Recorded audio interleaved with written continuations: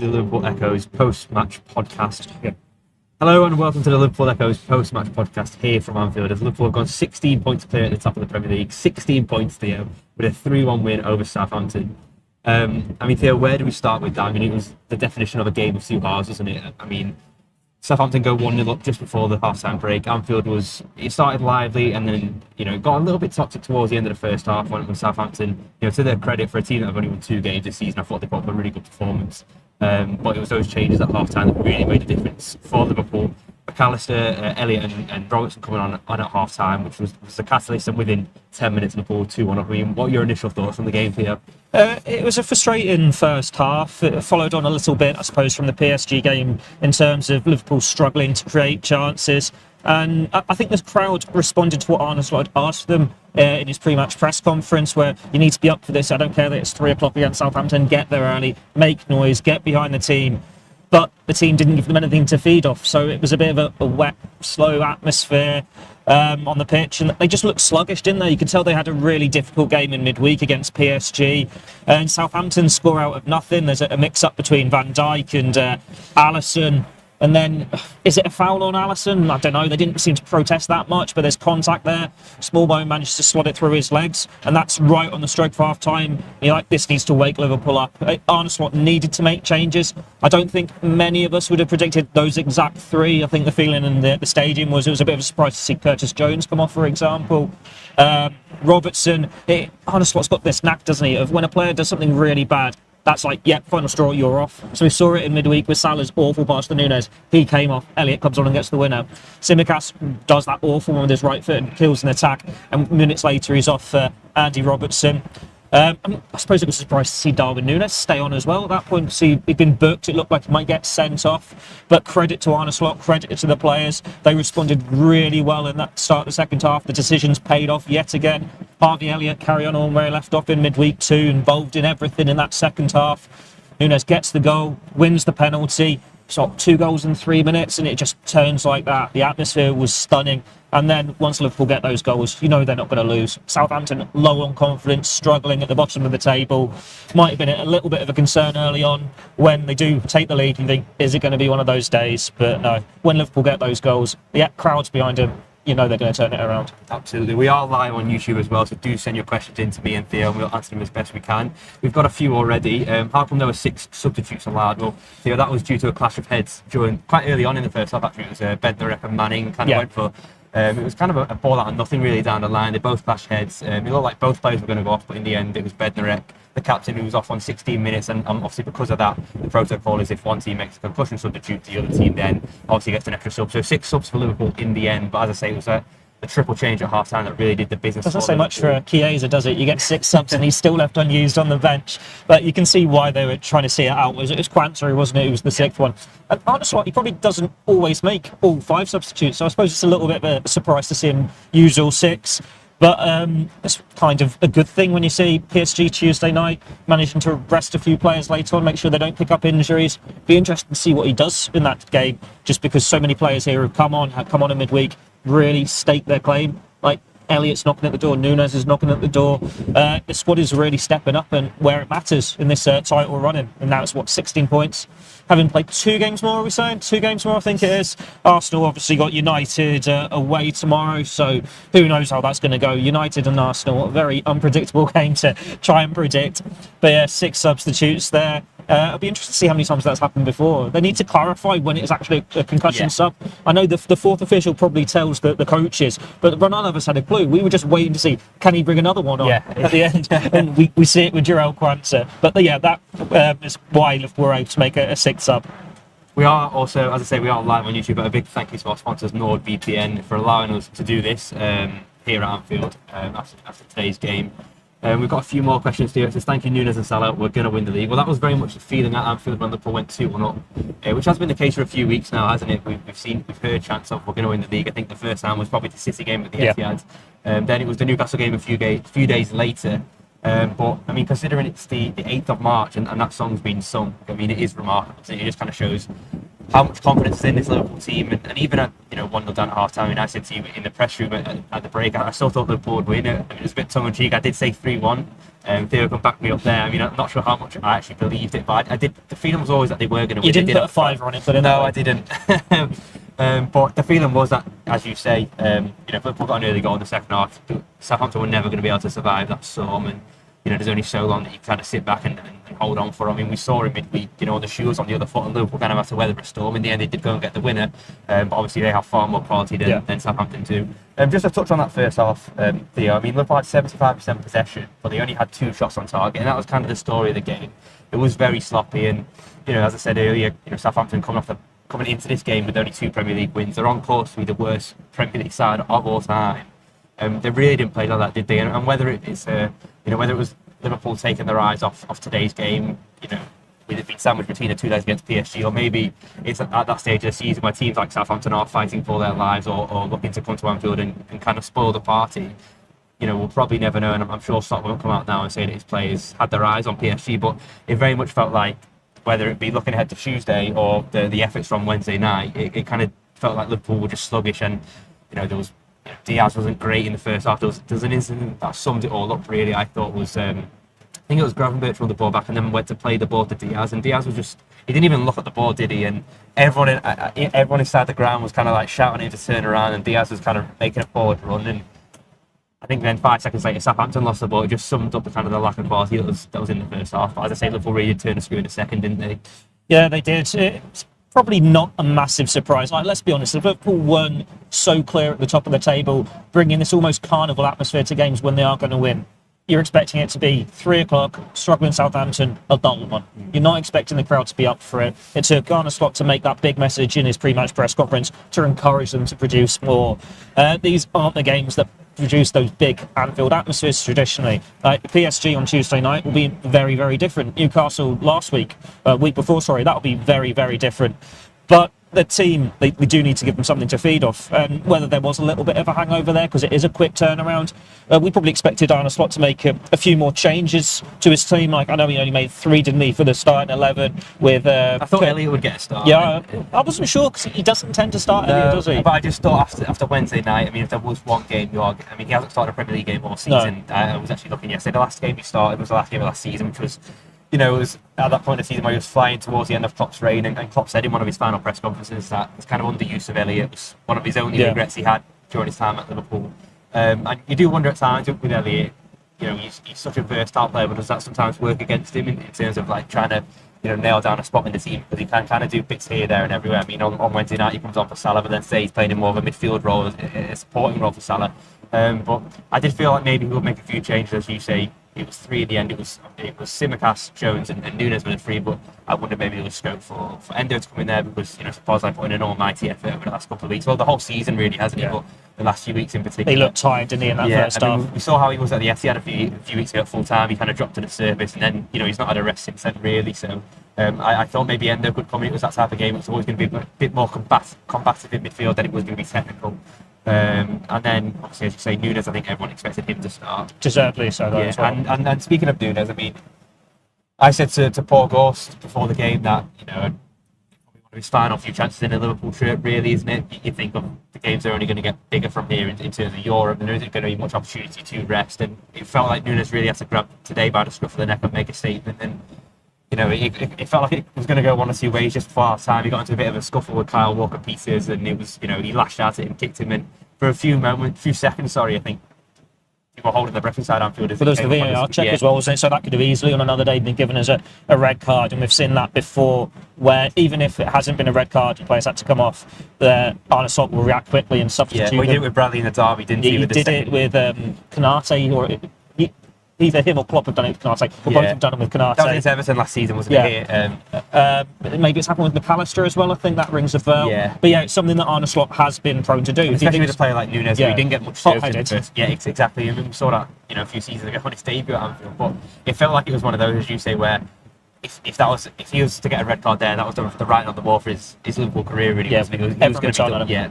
But instead, he gets the goal. It's a great bit of movement, isn't it? It's a great cutback from Diaz, but Nunez is alert at the front post, turns it home, and after that, the flick really switched to Anfield, and the fans were on side, but also the players that believed they were rushing to get the ball back, restart, and was it 2 or 3 minutes later, Salah fires him head. Nunez wins a penalty, so he was involved in both goals today. I mean, how impressed were you with him in that second half? I was very impressed with him. I think we've been talking amongst ourselves that it's one of the big changes in this Liverpool system under Slot, where the centre forwards don't get chances galore anymore, and that must be hard for someone like Darwin Nunez, who isn't in the side week after week. He's having to make do with 10, 15, 20 minutes off the bench. And last season, the year before, we were used to seeing him sometimes have as many as 7, 8 chances. And granted, he was very wasteful at times, but that's where he got his goals, because he created so much. He either set up goals or scored himself, and it's a bit harder for him to do that in that deeper role, which is maybe why his head's dropped at times when he's not working hard. Like, he had a couple of half chances in that first half, and he's an overhead kick, he's snatching at chances. Yeah, exactly. It was just going over the bar, and it's like, well, on one hand, you're 6 yards out, 12 yards out, whatever. You want to see your centre forward do better. Yeah. But the difficult chances, like Curtis Jones knocks it down to him, his back's to goal. It's an awkward height. He can't really turn and volley it. He can't really take the touch. He wants to just get the shot off. The header, I think it came at him quite quickly, didn't it? Like, if the cross goes direct to him, you think it's a bad miss. I think Salah had intentionally crossed for Jones, hadn't he? Salah was supposed to, but Jones then flicked it. Yeah. So, like, these are half chances, and that adds to the frustration. Southampton scorer adds to it more. He's a motive player. We see him lash out. None of us would have been surprised if he'd been substituted at half-time and Diogo and Jota had came on. But then he produced the perfect response. Great movement and trickery from Diaz down the wing. Then Nunez creates that space in the 6-yard box. And he's that instinctive sort of player, isn't he? Where if he has to time, it's one-on-one, he can take a touch. That's when he misses. Where if it's just a first-time finish, just on instinct, and it looks so cool and collected. He's got a really good record against Southampton. That's 4-4 for him now. He obviously scored against them in the League Cup back in December, celebrated by shushing their fans there. Did the same again today, and they've been very loud with the Andy Carroll taunts, very much so when he was booked. But he has the final say, doesn't he? He's the reason why Liverpool have won this today. Like, I'm sure if you're just watching the highlights or you're glancing at the scoreboard and you see Salah scored twice, you think, oh, Salah's the star again. He's now gone up to third outright in the Liverpool scoring charts. But he was a bit inconsistent at times. He was quiet in the first half, especially. Things weren't coming off for him, and he gets 2 penalties. Liverpool win this game because Darwin Nunez turned that switch in the second half, and that's what he needs to do between now and the end of the season, whether this is going to be his last season at Liverpool or not. Yeah, absolutely. I mean, that was his first start since the victory over Leicester on Boxing Day, the 26th of December, which that just says how patient he's had to be in that time. And as you say, the chances he has had, when he comes on against Wolves a few weeks ago, his body language wasn't great, and it's only because he's playing the final 15, 20 minutes of games, and it probably isn't enough for him to carve maybe 1 or 2 chances out for himself, isn't it? So he probably has felt like a bit part player in those few months, but today, he's shown that he can be a reliable option for Liverpool and for Slot, the final months of the season, because he's going to need all these players, the big games. But if you were to look at the fixture list, now this was the last kind of easy game on paper, and it was a far from easy game for Liverpool for the best part of 45 minutes. It wouldn't be a post-match podcast without talking about Mohamed Salah and his greatness. He scores 2 penalties. What's he up to now? I think 32 goals for the season, and he's now scored in 13 out of 4. He scored or assisted in 13 out of 14 home games at Anfield this season.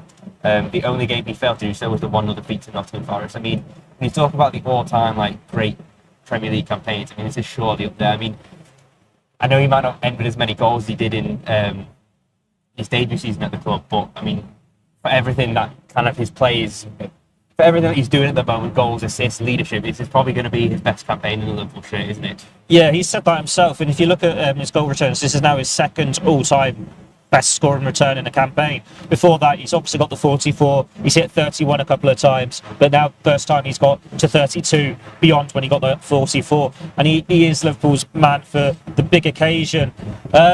We've seen him at times miss crucial penalties. You think to when Liverpool were going for the top 4 a couple of years ago, Bournemouth away, that felt like a really decisive moment at Liverpool season. This one against Arsenal at home, didn't it? Arsenal, Leicester in the quadruple year, where if he scores that, Liverpool win the league. It's the bar, doesn't it? Yeah, he does have a tendency to at times, and there's probably why people have been critical of his penalty record. Going, you've got McAllister there, get McAllister on them, but he has made an absolute mockery of that season. I think it's also I don't know if you've noticed it, but I feel like with Salah, whenever he used to take penalties, I mean, his record felt so good for so long, but his technique, you never knew where it was going to go. Yeah. And I don't know if it was just maybe a bit of a football purist or other people, whatever, but you prefer someone to kind of caress it into the back of the net rather than just go with the laces, kind of hit and hope But I mean, his 2 penalties today were absolutely Brilliant. Both in the top corner, both in opposite sides. And we've heard from him saying out this season he doesn't know if it's his last one, but he's just enjoying it that little bit more in case it's the last one, in case it's the last time he goes to the Etihad, in case it's the last time he plays in the Merseyside derby, plays Manchester United. Maybe that adds to it on the scoring front.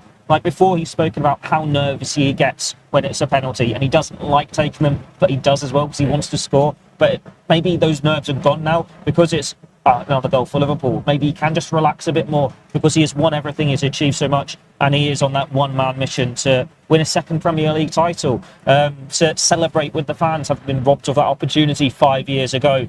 This is the point that year where supporters were taken out of the stadium. So this is new ground now, this run-in for Liverpool. They're going to have fans behind for every single game, and while they're not running away the league title as much as they were then, they still need the support behind it. It's still looking very pretty for him. And it's weird when you look back at that season how Salah, still the star man, wasn't the main goal scorer. I think he still finished as top goal scorer, but it's probably his worst scoring return in the Premier League for Liverpool. Whereas this year, he is at the heart of absolutely everything. League double over Southampton. He got a vital penalty that day as well, didn't he? Did he score 2 that day as well? Is that right? Yes, yeah, there was a mistake, wasn't there? Once someone did it back. So, Southampton, they're not the best. They're going to go down. It could easily be with this record low haul, but Premier League is so competitive. Even the 3 teams that are away at the bottom can cause you problems. And you look at how Southampton is shaped up today. They went without a natural number 9. It was a midfielder up front. They just tried to flood the midfield, sit deep, and it was obvious that they were going to bring on Nunez, the big striker, go for 20 minutes at the end and try and see the game out that way. Yeah. They took the goal. That suits that game plan even more. They've got quick players out wide in Sulemana and Dibbling, but then Liverpool get that goal through Nunez. That game plan's out the window. They can't just sit back and absorb the pressure now and rely on the target man. And then Salah goes and makes it 2-1. It's even harder for them to come out and take the game to Liverpool. So that we've seen Onuachu cause them problems in the past, but he didn't get a kick when he came on, did he? So Liverpool just managed the game really, really well. And it comes from Darwin Nunez turning up when they needed him to, and Mohamed Salah, as always, stepping up and going to grab that chance for Liverpool. He knows he's got 2 chances to score with both penalties. And do you ever think he's going to miss at this rate? His season's been incredible. I mean, absolutely. I mean, Kevin Warren here says not great but adequate. I think that's, based on the first half.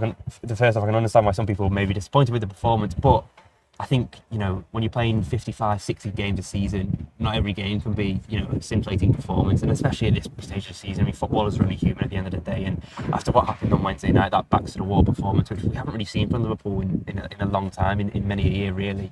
And then, that tie is obviously very, very much still alive. And, I'm sure a few players, obviously they won't admit it, but I'm sure they will have had their eyes on Tuesday night and what that's going to be at Anfield. And of course, then we've got the League Cup final at the end of the week. So I suppose with Liverpool having such a lead at the top of the table, it's only natural, really, that their performance levels were going to not drop off a huge amount, because they responded in the second half. But maybe there was a bit of forward thinking, forward planning there, which is, I suppose, totally normal, isn't it?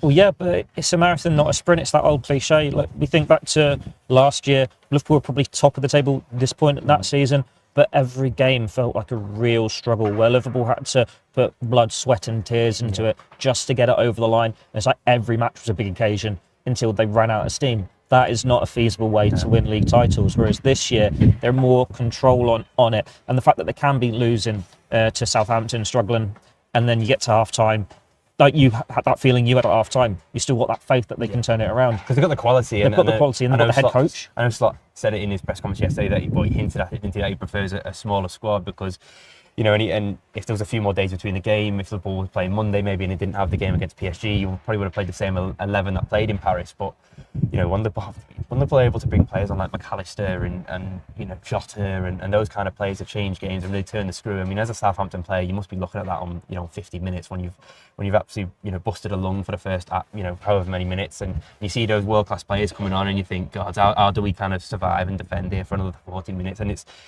that kind of pressure and that relentlessness from Liverpool, off the ball as well, which wears teams down and makes those openings. It's what they keep going, and it's why Diaz is able to get a yard on his man and put the ball in for Nunez, and Nunez is alert to that. So I think it's entirely of their own making. I don't think we're sat here and thinking, they've got away with one there, because even though they only turned up really the best part of 45 minutes. Alisson only had one save to make in that second half, and that was from Archer, a dodgy and it was from the angles. Yeah, exactly. Like we've seen him make way better saves this week alone. Yeah, I just had to say, take your pick. Like the only concern you might have had is if he palms it back into danger and there's someone But there's there no for the following up rebound. because they were all camped in their They're own all half, weren't they? defensive. And we saw him be almost unorthodox against PSG in terms of when he was palming it out, but it was so powerful. He was getting it away from danger. He almost scoops it away, didn't You he? don't see many keepers do that. So it shows how special and unique Alisson Becker is.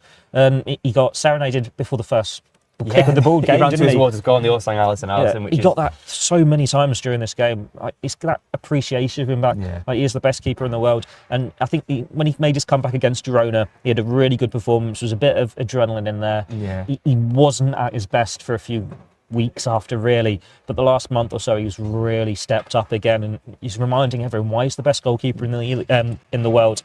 Yeah, he'll be frustrated today, won't he? That he hasn't got a clean sheet. That it's come from a defensive mix-up that Liverpool have to hold their hands up. Like Van Dijk, should he get rid of it first? Alisson, should he be off his line quicker? Why is he barged over by the Fernandez, wasn't it, the Southampton player? He's gone through his legs. And you go, Tsimikas, why is he not covering on the line? It was a sloppy goal to concede. It's just as well that Liverpool realised that and took the game to Southampton and made sure that there was not going to be any doubts after 5-10 minutes of that second half. I mean, it felt. I put a tweet out just after the 2 goals went in, and I kind of said, for all the kind of talk that this new kind of more composed, a bit calmer Salah played at slots brought to Liverpool this season, though that 5-10 minute period felt very cloppy, didn't it? It felt like peak Liverpool under Klopp. I mean, you can think of some of the European nights here, but the Premier League games. I mean, even Luton last year when they went behind and then they blitzed them. The one that comes to me is always the Fulham 4-3. Yeah. Last year was Endo and Trent, wasn't it, in like the last 10 minutes? And there was even one a few years before that, Norwich. I think they were going down. Norwich was fighting at the bottom of the league. This is 21-22. I think Diaz scored his first goal that day. They end up winning 3-1. Marnie scores like a bit of an overhead kick. There's so many games like that where it's maybe a 3 p.m. atmosphere and it's not the best, whatever, but then they kind of turn the screw of their own making, don't they? And yeah, it was quite nice. And I don't know if that's because Slot was in a touchline and maybe it was Johnny Heitinger's, more Johnny Heitinger's philosophy, we'll never know. Once a blue, always a red. Yeah, exactly. He 2 from 2, he's making this managerial malarkey look easy, isn't he? But just before we finish off then, Theo, we'll have a look then. A quick preview then for what the next kind of 7 to 8 days have in store for Liverpool. It's absolutely huge, isn't it? I mean, not to say season defining because obviously they're already 16 points clear at the top of the Premier League, but in terms of other ambitions that they have, that second leg against PSG here at Anfield on Tuesday night, and then small matter of a cup final against Newcastle United at Wembley. I can't wait for either because the atmosphere is going to be incredible. I said during the Champions League phase that it's different, isn't it, to these knockout stages because you're only playing everyone once, and while we've got bigger occasions like Real Madrid or Bayer Leverkusen, it's not knockout football. It's not not a lot of jeopardy over 8 games. Exactly. Whereas PSG, this is what we'll see what Slot's made of. Like he's got his final team to a Conference League final in his first season. But that's all we really did in Europe. I think Roma knocked him out pretty much every season he was there. So he must be so glad they're not in the Champions League. But this is where you make your money. Because PSG, they showed how good they are. They've been very, very confident, very, very mouthy, adamant they're going to win at Anfield. But I think every single Liverpool supporter is just looking at each other, smirking, going, have you not played at Anfield before? Yeah. European nights. Like, Real Madrid was a good atmosphere. But if Slot thinks that's as good as it gets, he's wrong. Well, I was just about to say, it's huge going to for be Slot so as well, isn't it? Because it's his first real test of a big European night under the lights at Anfield. And, for as much as, the Premier League and potentially moving on to a 20th league title, it's a European club that really feels like the foundation of this club, isn't it? It's the bloodline of this club. I mean, you look, the banner before all the home games of the managers who've won those, the 6 European Cups. It's winning the European Cup with Liverpool, and it puts you into a different kind of stratosphere of manager, doesn't it? Makes you a legend. Yeah, exactly, away. instantly. And we saw how big that was for Klopp in 2019 when he finally got that one over the line. We saw the scenes, the parade, everything. I mean, it is absolutely huge. And as I say, this will be Slot's first real test, won't it? So it's a huge week ahead. Biggest test. And if they beat PSG, that is a massive statement to the rest of the continent. Oh, 100%. Like, you're expecting Real Madrid to come and finish strong, as they always do in the Champions League. Well, I mean, not to turn this into a PSG preview, but I mean, Real Madrid 2-1 up against Atletico Madrid, going to the Wanda. I mean, That's not easy. Yeah, I mean, Atletico, I think, will be fairly happy with that, won't they? I mean, Simeone brought on an extra defender after Madrid went 2-1 up. I think that's maybe just to keep it at arm's length for the second leg. So you'd rather Real Madrid went through from a Liverpool point of view, that potential semi-final. Against Atletico. You'd rather 2 shots at Real Madrid than Atletico just defending. I mean, there'll be 180 I minutes. think probably a record number of yellow cards if the game the other year was anything to go back. But that's a long way off. Yeah, PSG is going to be massive. Like, they made 8 changes today. I think you had Nunez starting, but he moved into defence. Barcola and the centre-back Pacho. Everyone else was benched or rested altogether. I have to check that to see if any were actually rested altogether. But that shows how they're approaching the game. They know they're going to win the league. It's easy for them, but it's a bit more challenging for Liverpool. And Arne Slot, as he said in his pre-match, he's not overly keen on rotating for the sake of rotation. He maybe could have done more today. He chose not to. Probably backfired a little bit in terms of, say, Szoboszlai. He probably could have done with being on the bench like McAllister. But they're going to be fresh. They're going to be up for it. They're going to want revenge. But they could be cocky and overconfident because they'll think that if Liverpool play like they did on Wednesday, they'll win at Anfield. Like, Liverpool can't get that lucky twice. But Liverpool Anfield is a completely different stratosphere. Absolutely. Well, Theo, Liverpool 3, Southampton 1. The Red Juggernaut marches on. That's all for us today here from Anfield. Thank you very much for listening, and we'll be back on Monday. It'll be tomorrow. No, yeah, Monday to preview that huge Champions League side Anfield on Tuesday. Thanks for listening. Goodbye.